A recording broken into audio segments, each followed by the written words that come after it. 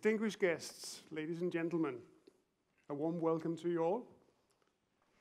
Today we have representatives from all across our industry, from all corners.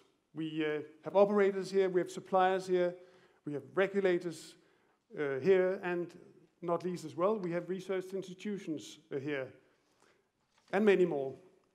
And the heading of today's annual summit, the annual ODD Summit, is what is the future of the Danish oil and gas industry? And with all these people here today, it's clear that we all have a role to play, an important role as well.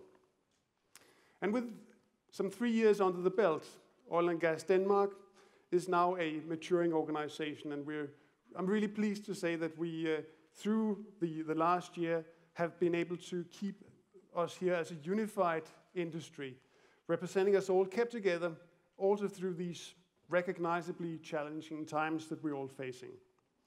Because in reality, our industry is at a crossroad. We have many opportunities, but equally so, we have quite a lot of challenges. The challenges, I think, are all for us all easy to spot. The price of our main product is down by more than 50% over the last 15 months. And even before that oil price drop occurred, we were still seeing that our revenues were, or rather our profits, were getting squeezed. We had a growing and marginal business on our hands, and the oil price drop only exacerbated that trend. And I think it's fair to say that all parts of the value chain have felt the pressure of costs here. The rig owners seeing substantial drops in rig rates, day rates, engineering suppliers experiencing drying up order books, and so on and so forth. I think nobody has been avoiding that temptation or that situation. And in all that, we must remember that we have all a legitimate need to be profitable businesses that can invest in the future of this industry and in the future of this basin. At the same time, it's an important obligation for all of us to be increasingly effective and efficient in the way that we operate and deal with this challenge. As we are transforming our business to be sustainable in this new environment, we still need to keep the long-term view. It's clear, and I think it's clear from the previous editions of Oil Gas Denmark, the reports coming out the last 2 years, that the potential is and remains tremendously large. There's a big potential and a good, valuable resource that we can progress. And it needs to be progressed, because the Danish society has been running on, and still is running on oil and gas. More than half of the energy we consume comes from our products. And that efficiency is important, and we as an industry can be quite proud of that. We have together 15,000 people directly employed with us.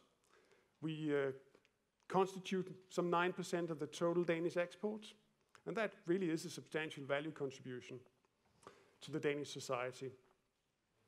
And we've been self-sufficient in energy since 1993, our industry providing a stable and reliable energy source. And with that remaining potential that we've seen in the past, and I think we all recognize, we have an opportunity to secure that for Denmark for years to come. That means security of supply. During the last year, industry and authorities, regulators have worked together towards the same goal, a joint national strategy. A very, very important piece of work.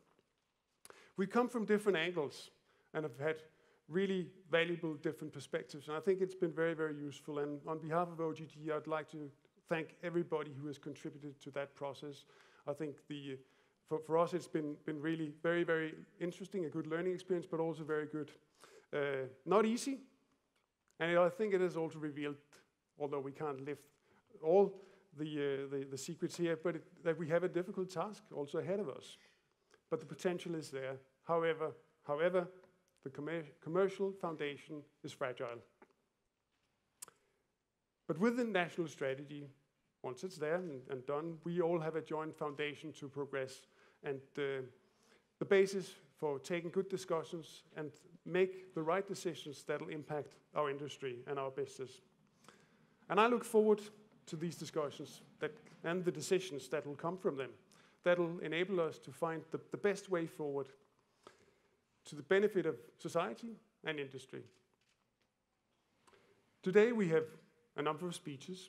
We'd hoped to have the minister here today. Unfortunately, he couldn't come. He's traveling with the Queen. I think that's probably a reasonable excuse for not being here. It is a definite reasonable excuse for not being here today. But we have got good substitution, and you'll hear Morten Beck from the DEA talking straight after me. But we'll have a lot of speeches and panel debates, providing both global and regional insights, perspectives from other oil nations, as I would call them, and views from operators and suppliers, both as well as the Danish and Norwegian authorities talking about their perspectives on where we are today. And I hope that you'll all get inspired, that you will exchange views and share them both between you, but also maybe with us on stage, and deploy your collaborative skills, because we really do need that to unlock the large remaining potential that the Danish North Sea has. And with that, let's find the best way forward. Have a good day.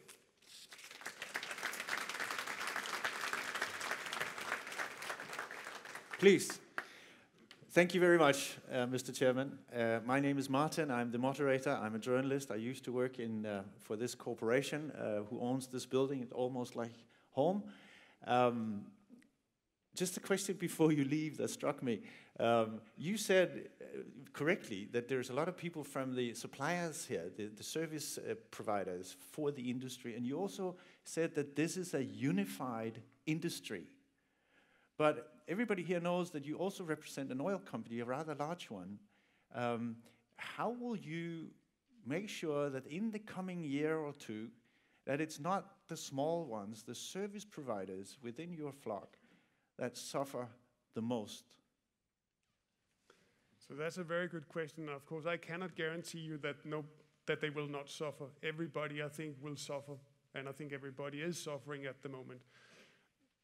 I think the statement I made before is really at the heart of this, that every part of this value chain, every part of this industry that comes and brings value to the table, that is a necessity for us to be exploiting the resources, have a right to have a profit that allows them to invest in the future. But it's all our own responsibility to secure that. So what I can say is that I think it's fair to say from the operator side, we know that haircutting is not enough. We can't save ourselves to greatness. We have to do that as well as finding new and more efficient and effective ways of working together and creating more value. But do the oil companies who are larger than most service providers, that's the general rule, is there an obligation on you to make sure that the service providers are also there when the crisis is over? I think I wouldn't call it an obligation, but I would call it is a necessity for us that the operators are not going to go into the value chain occupied by the service providers. We need them. We need good, healthy, innovative, lean, efficient organizations that can support us in delivering the value, as we are supporting the Danish state in delivering the value from the Danish North Sea. So I think that's as close as I can get to answering your question. Lean and efficient service providers. Good thing there was no lunch. Thank you very much. I know you will stay here for the rest of the afternoon. I will look forward to drawing on you again. Thank you very much. We're more than 300 people here. This is an interesting afternoon. How does the whole industry deal with times of trouble? That, of course, is no joke, but it's certainly exciting. I'm a journalist, as I said. I used to work for the broadcaster here. I don't do that anymore. I'm an independent. And we will, as the chairman just said, have input from the entire industry. But first of all, we will have the substitute, as he was kindly designated. He is also the head of the Danish Regulatory Authority, and let's say an authority in himself. We'll get back to the first speaker in a minute. We will have two presentations from Wood Mackenzie, of course, the leading world provider of data and analysis on oil and gas. And as the chairman said, we will have very, very, let's say, key inputs from Britain and from Norway, two nations who, of course, are addressing some of the same issues on their continental shelves as you people are dealing with. And finally, but certainly not least, we have two lengthy discussions with 4 executives from the oil and gas industry, people you will very seldomly run into, in conjunction anyway.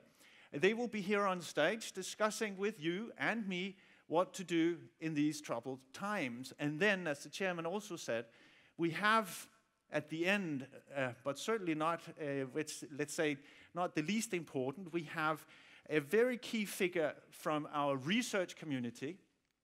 You probably all know him. I won't name him at this stage. And 2 key members of the service providing industry, the part of the sector that provides services. We were just talking about them, and they will be up here on stage for a long time at the end to tell us their views on how these, let's say, difficulties should be addressed.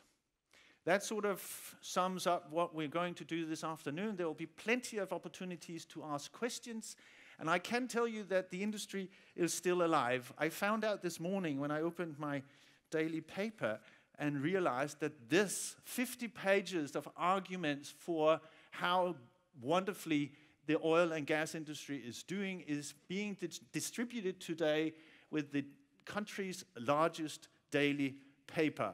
So all is well and sound, or at least they are telling us that there is life still after today.